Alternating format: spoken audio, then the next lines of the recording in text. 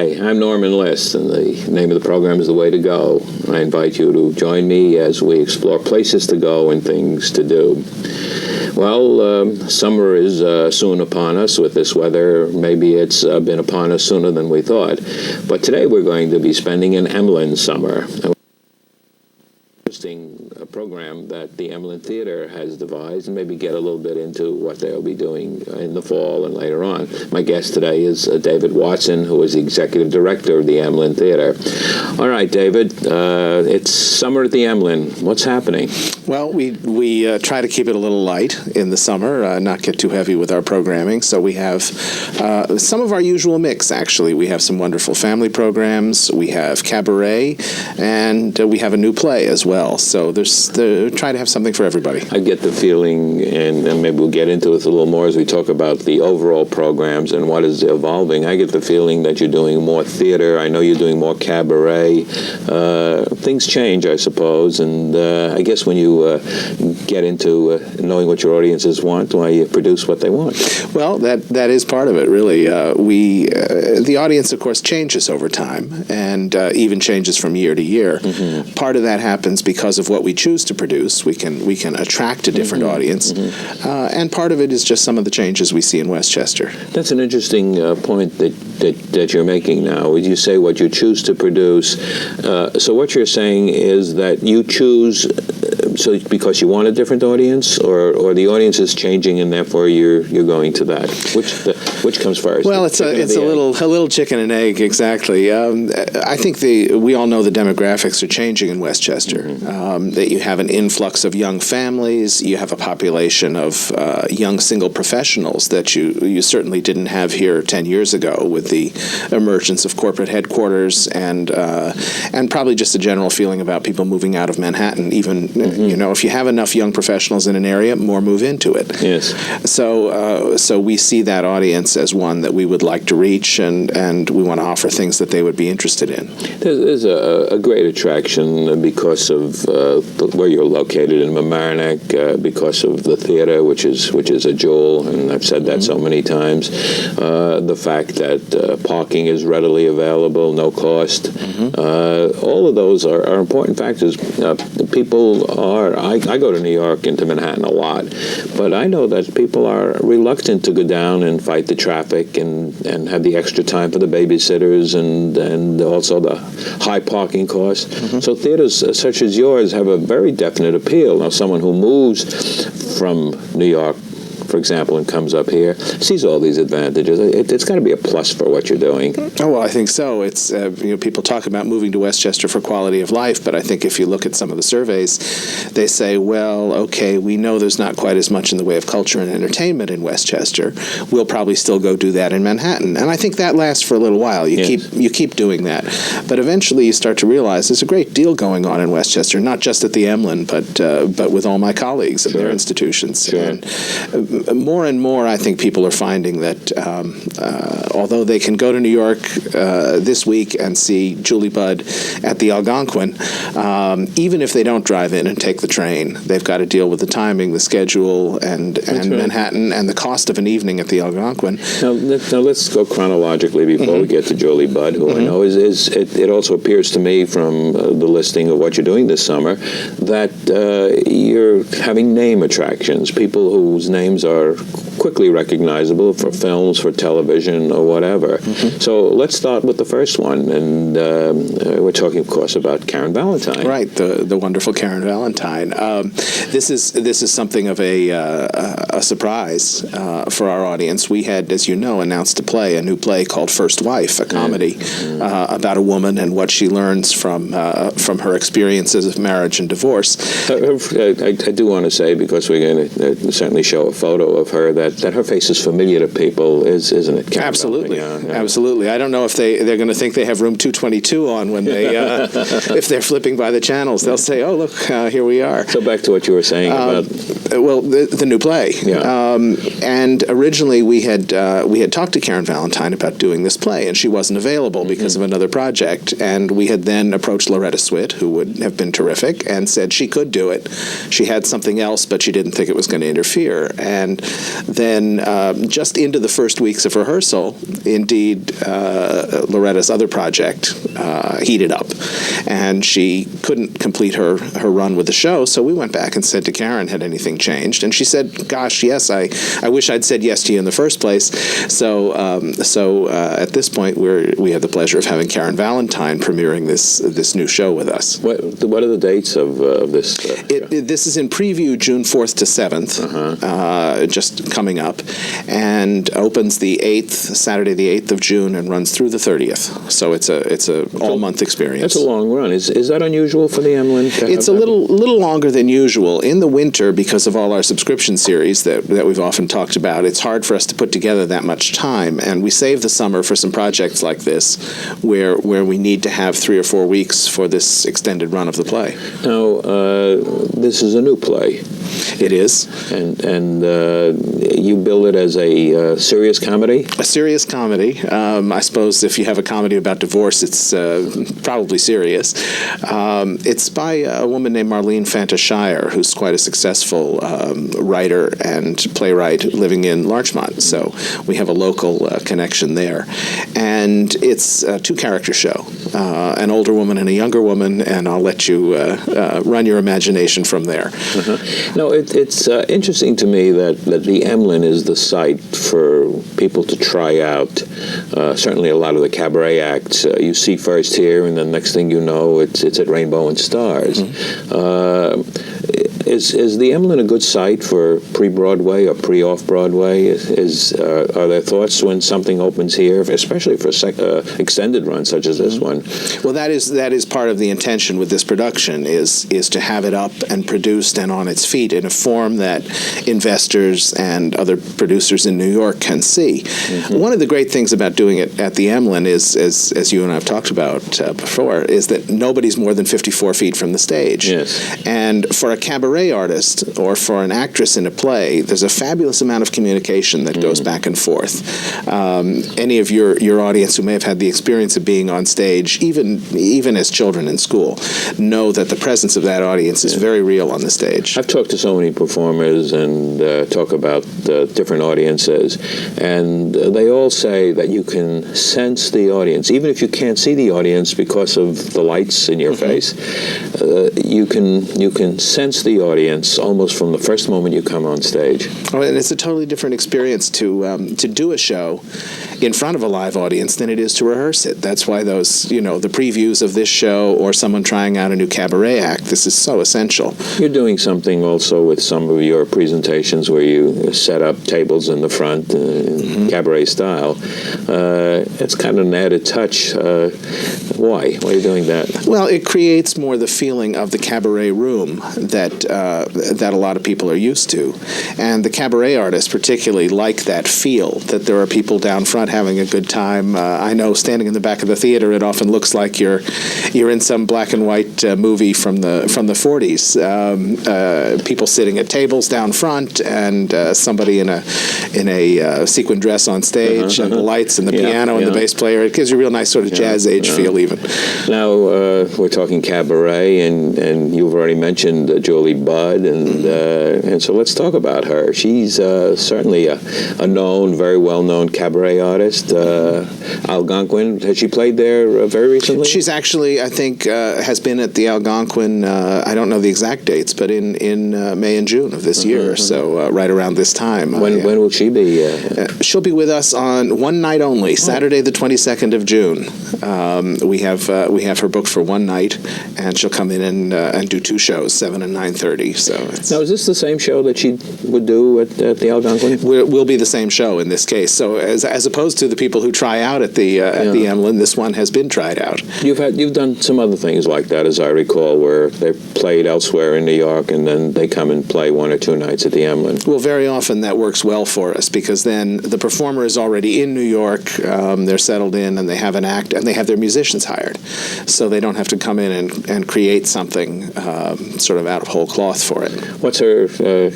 She's doing show tunes mostly. Mostly show tunes, and some new material. She has a spin that she puts on things that I think is very special. And of course, she's well known on the cabaret circuit, and she's done a lot of things all over the country. And also, well, I mean, I guess most recently, Catskills on Broadway, I think, if I'm not mistaken. So she's got Broadway, she's got every showroom in the country, I think, and it's a great pleasure to have some of these really top flight cabaret people with us. The proximity to New York that we talked about is very good for getting performers to come here, because if they live in New York, they certainly don't have a lot of distance to travel to come here. And certainly if they live in Westchester, it's even better. And so many of the performers do live in Westchester. Indeed. No question about that. I get the feeling, and we get into some more specifics, that your background, of course, has a lot in cabaret. Are you putting more emphasis on cabaret, not only the summer, but in the fall?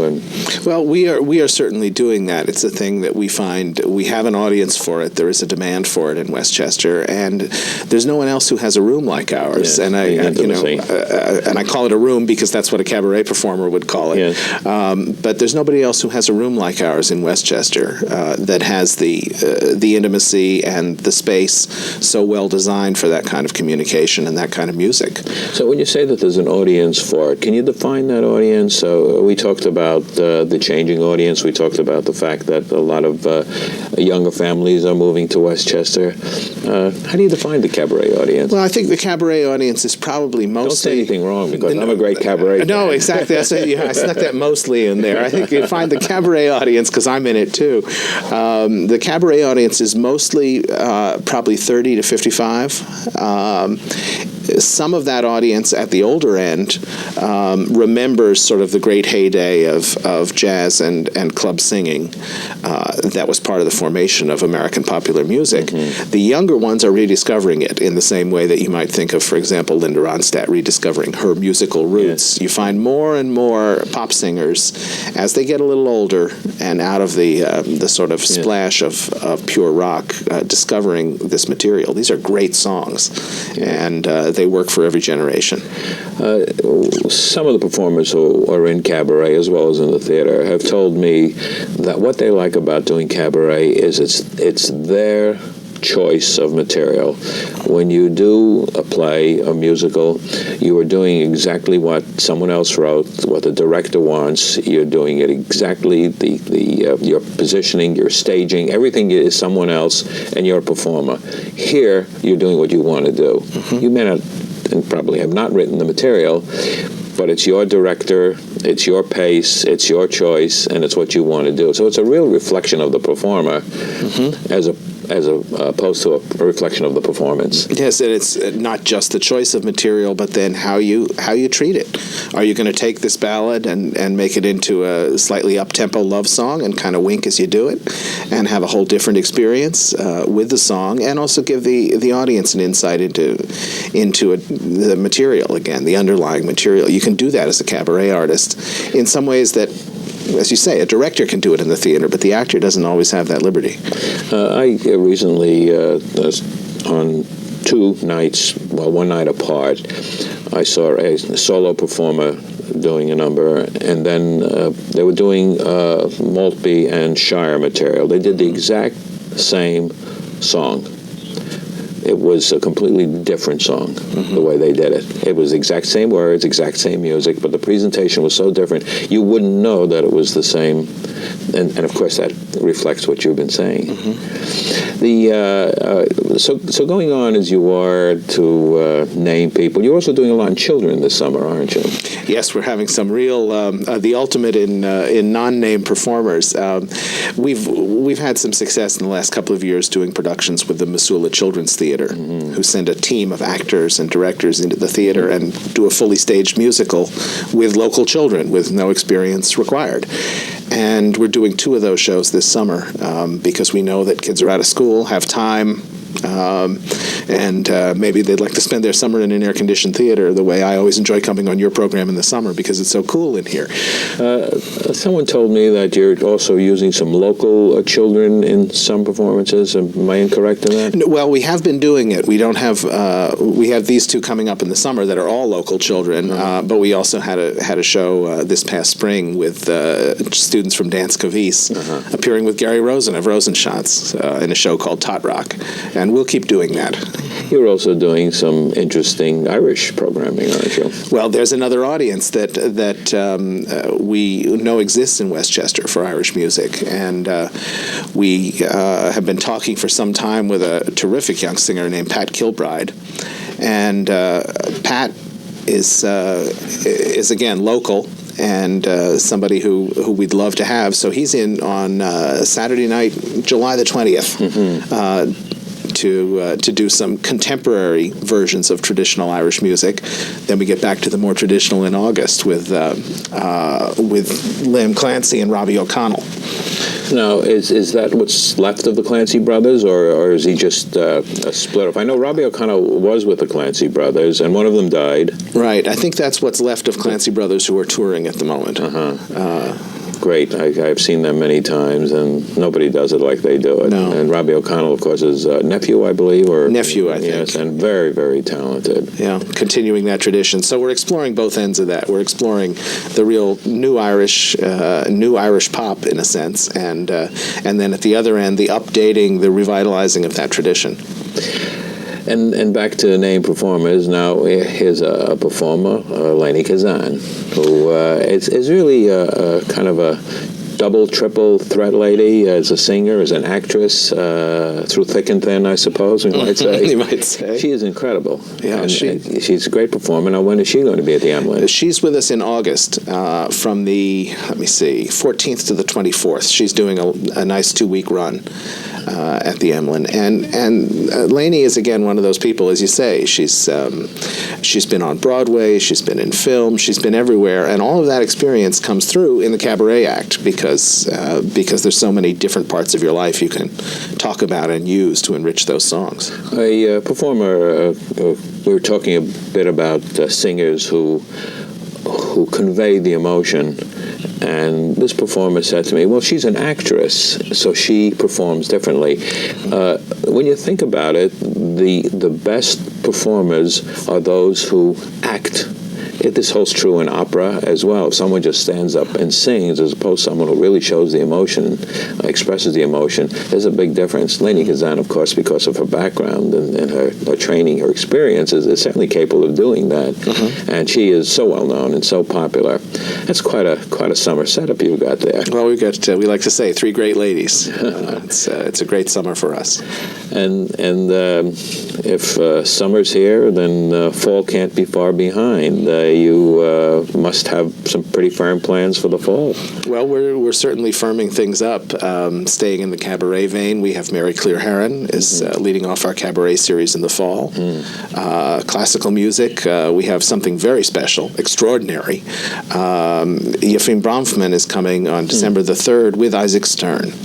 And that's going to be part of our regular subscription series, a major experience for anybody who cares at all about chamber music to be in the presence of those two. That's an interesting point. People have said that when you get someone of that caliber, they're very expensive, but you have such a small theater.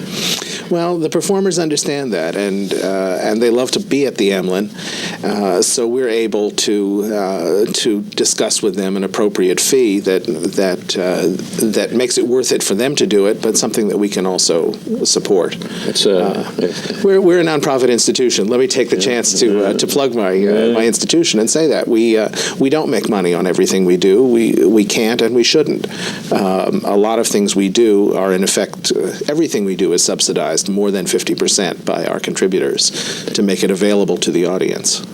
Well, you certainly do a great job, and I just love to go there because the theater just lends itself to everything that you do. I'm amazed when you do a stage production how effective you can work in that area and with the sets and the lighting that you don't realize that you're in a small theater.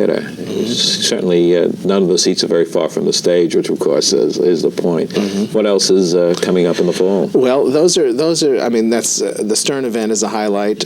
We have a big dance program this year. Well, I should say big. It's comparatively big. The Nicholas and Murray Lewis Dance Company will be with us for a couple of days. Pascal Rioux Dance Company. So we're doing a lot more in dance than we have. We were very successful again with that, with reintroducing dance at the Emelin. Another thing for which the space works very well. Sort of broad but shallow stage. We can get a lot of movement on there. We certainly want to tell people where they can call for information about your programming, what's happening, to get on your mailing list, to subscribe. So what's the phone number that we want to give? Well, for any of those purposes, they can call, of course, 914-698-0098, and we can put them on our mailing list. We can give them information over the phone on current events. And if their children would be interested in being in Pied Piper or Johnny Appleseed this summer, we can give them that information as well. I see a lot of volunteers whenever I go to the theater. You have a lot of people who are involved, and I think that's very, very important. It's a professional theater, but it's community as well. Well, we like to have those people who feel they are part of the institution. Our ushers, for example, are all volunteers, and that's an essential group of people. Some of them are there on a regular basis once a week. Some of them just come in and usher for a show that they would like to see. Might come in and say, "Oh, I want to usher for Lainie Kazan every night," but they're maybe not too interested in theater. So we're happy to have all those people among us. Now, you've been there for 2 years. You've learned a lot. You've made some changes. Were there any surprises? Well, there have been some, actually. I'm interested to discover how personally the community feels involved with this theater, that they really care about it and see it as an extension of their lives. And I think that's a terrific thing for us to have, for me to have inherited and for us to be able to build on now. And when you asked at the beginning about programming things for your audience and attracting a new audience in, that's a wonderful experience. It's almost as though you're having the pleasure of saying, gosh, I want to take a couple of really good friends out for the evening. What do I want them to see? And as I've gotten to know more people and new people, that's expanding and changing. You find things that you thought would sell that don't sell? From time to time, yeah. Comedy, for example, has, you know what they say, tragedy is easy, comedy is hard. Well, we're finding that. Comedy doesn't work for you. Doesn't seem to. It may just be something that we have to work harder on, or it may be that there are other rooms in the area, other places that do it just as well, and we don't want to duplicate what somebody else is doing well. If there are great places to go see comedy in Westchester, we don't need to add another one. We'll find a new niche. Interesting point you make, that comedy is very hard to do. People have to know what you're doing and participate. Otherwise, they're sitting on their hands, aren't they? They are. It's another one of those things that I think will work so well at the Emelin because of the intimacy. But so far, we haven't. Well, maybe we just haven't hit the right mix, and we'll keep working at it. How far ahead are you projecting? We're talking about the fall. I'm sure your season runs fall and winter, doesn't it? I think the farthest ahead I'm booked is May the 13th of '97 at the moment. That's a year. That's a year. People have told me that you have to book far in advance because the artists do make their plans far in advance, and if you really want someone, you guess you got to do that. Oh, absolutely. I love to call up and they say, well, they have nothing left in '97. Do you have any dates in '98? Everything. It's available. So we do. I had a funny experience, which I'll share with you. We have a show coming up among the children's shows, something called Rock and Rolls from William Shakespeare. It's William Shakespeare's Nice characters title. with rock songs. Yeah. And I can tell you what the date was. It was April 23rd. I was talking to the management of this performance, and I said, well, what do you have for next spring? And they said, oh, we're wide open. Pick a date. And I said, well, what about Shakespeare's birthday? And we all said, when is Shakespeare's birthday? It turned out it was the day that we were talking. We were actually on Shakespeare's birthday, and so we booked that for next year on Shakespeare's birthday. I mentioned the word surprises. There must be things that happen, anecdotes, little things like that, the serendipity that makes your life very, very interesting. comes along all the time, I suppose. Absolutely. Well, there are always things that happen. I mean, like that, discovering that in fact the date you're talking about is 1 year hence. It's exactly the same thing. Or that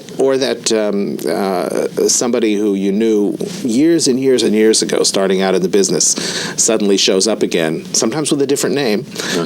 Maybe they're married. Maybe they've changed their name for the stage. Whatever. And it's not until they get into the theater that you say, you look like somebody. Did you go to Camp Kinnikinnick? And you realize these are old friends. Well, people say it's a small world, but actually it's just that the longer you live, the larger your world gets and the more interconnections that there are. So that's where it comes from. The fact that you came here with a long background in the theater and so on, and all the things that have taken place, this must be a great experience for you. I know you're there almost all the time.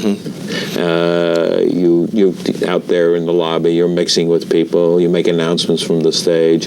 There is a personal feeling, isn't there? It's not just putting on shows and walking away from No, not at all. And it is something that I care about deeply as part of the community and part of what I would like to be able to bring to people. I happen to have the skills that let me do that and the good fortune of the history of the Emelin Theater to build on. And it's a very satisfying thing to be able to do that. Probably you have the same experience. Your face is familiar across the county, and people come up to me and say, gee, you had that production of Magic Flute a couple of weeks ago. That was the most wonderful thing, and my child wanted me to buy the CD, and I can't thank you enough. That's extraordinarily rewarding for me and for everyone there. Well, I can't thank you enough for coming here. We've run out of time, and I certainly am delighted that you could come and tell us all about summer at the Emelin. My guest today is David Watson, who is the executive director of the Emelin Theater. Got a great, light program filled with famous names, interesting programming. It's a great place. Go there. Enjoy it. And until next time, enjoy yourself.